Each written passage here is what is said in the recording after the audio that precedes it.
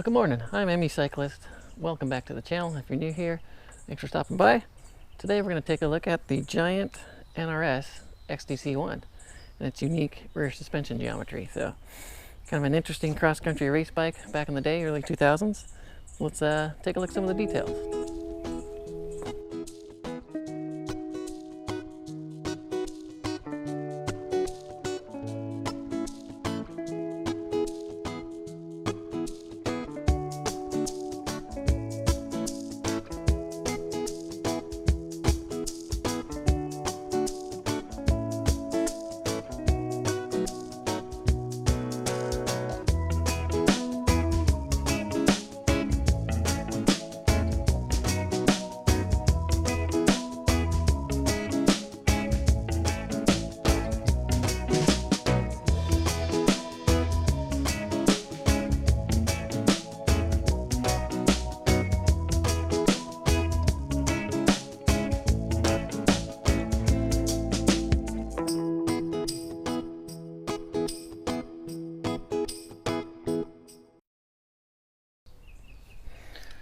So like I mentioned, this is from the early 2000s. I'm not sure exactly what year this bike is, 2001 or 3. I think they built them up until 2004, but this is back when there really was only two types of mountain bikes, if my memory serves, downhill bikes and then cross-country bikes. So this was a cross-country bike, race bike at the time, and it got its reputation because it had such an efficient pedaling system back here.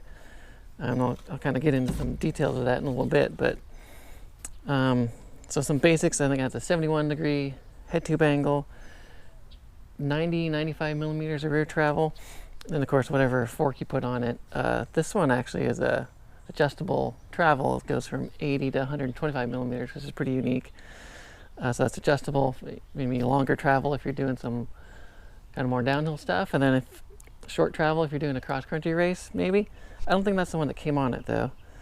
Then you'll notice on the shock, and I'll do some close-ups in a little bit here, but no lockouts, no fancy wizardry, just the suspension is efficient. It locks out through geometry, not through valving of the shock. So that's a pretty cool feature of this guy.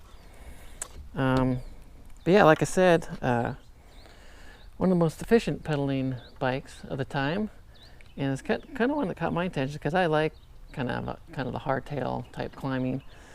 And of course, when you're going down, you want the suspension, which this, opens up. So as you're climbing, it's stiff and rigid. But if you go over a bump, if the force comes from, a bump in the road, the suspension absorbs it. So it's a pretty unique system. And I don't know, in today's modern bikes, they probably have some more fancy geometry that can do it just as well. But back in the day, 20 years ago, this is pretty advanced at the time. It was actually designed by like a Formula One race team, Renault. Some of the suspension is patented, or some of the suspension is licensed from Specialized, I believe. But anyways, pretty cool design. Let me get in here and I'll show you some of the close-ups, little details of how the suspension works, how it locked itself out, and yeah, let's check it out. So here's a little bit more of a close-up of the rear suspension design. As you can see, there's a kind of one main linkage back here that holds the rear wheel on, the replaceable dropout. And there's a pivot point right back here, and of course this linkage up here, which just controls the shock. So the way this works is if you are pedaling and putting a force on the chain, it's going to pull this linkage this direction, causing this upper linkage to rotate this way and extend the shock, or rather keep it extended, because this suspension was designed to be set up with no sag, meaning this shock is not compressed like that. So if you are pedaling this way, it's going to keep that extended by rotating it around this pivot point here. And then if you do have a force, an impact force coming from the road or going over a bump, it's going to push it up this way, causing the shock to absorb the shock. So that's pretty cool. Yeah, so if you have a force going through the chain, if you're riding it, you're going uphill or whatnot, it's going to go this way, rotate about there, keep that locked out. So it's going to keep it down like that. So it's going to basically climb like a hardtail, which is why it's one of the most efficient cross-country race bikes at the time. And then again, if you hit bumps, or even if you're climbing and you hit a bump, it's big enough, that force is going to act this direction and push this wheel up and compress the shock. So obviously I don't have air in the shock right now, so I can show you how it behaves. But anyway, that is pretty cool. There you go. Fully compressed, released, compressed.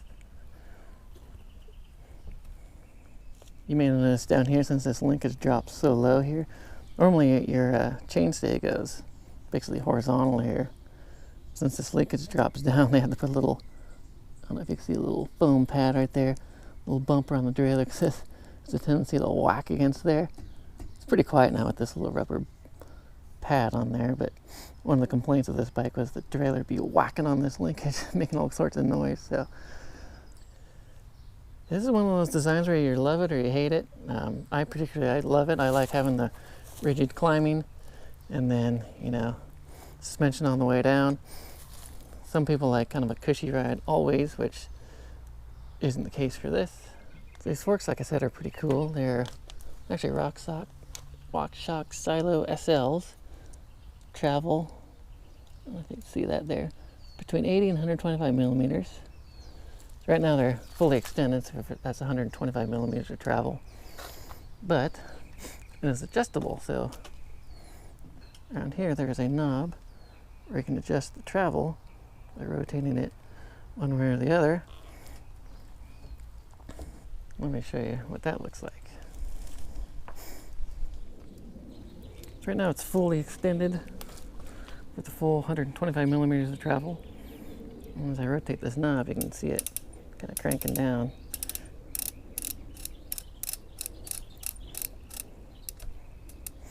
Now you have 80 millimeters of travel.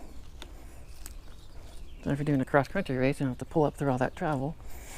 And it also would conceivably change the head tube angle a little bit, because now when it's lower, you get an even steeper head tube angle. And then if you're up in a bit long travel position, you're going to get a little bit more raked head tube angle. So yeah, if you're doing a race, probably like some sort of cross-country race, keep the travel short, so you have, you know, keep your center of gravity a little bit lower. Yeah, no, you have to pull up through all that travel as you're pulling around. And then if you're gonna do some downhill stuff, you just back this up.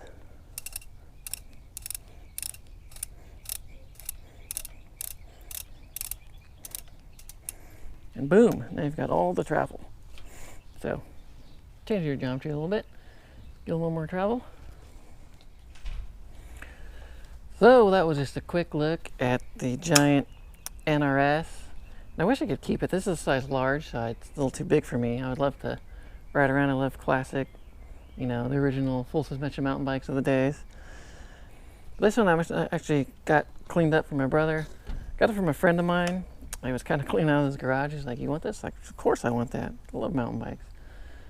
Yeah, like I said, I would keep it. I would just hang it in my garage and ride it every once in a while if I could, but it's a little too big for me, so I'm gonna give it to my brother. One of the things I didn't mention, it's actually a pretty light bike for what it is.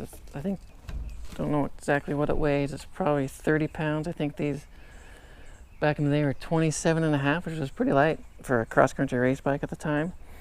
And it has hydraulic disc brakes, which I didn't realize they had back then in the early 2000s. I wasn't sure exactly when they came out, but it does have hydraulic discs, which is pretty powerful and awesome.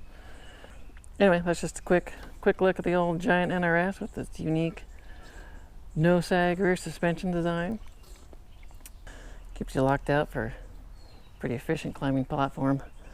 Lots of fun. Anyways, hope you enjoyed watching. Thanks for checking it out, and enjoy your ride. Have a great day.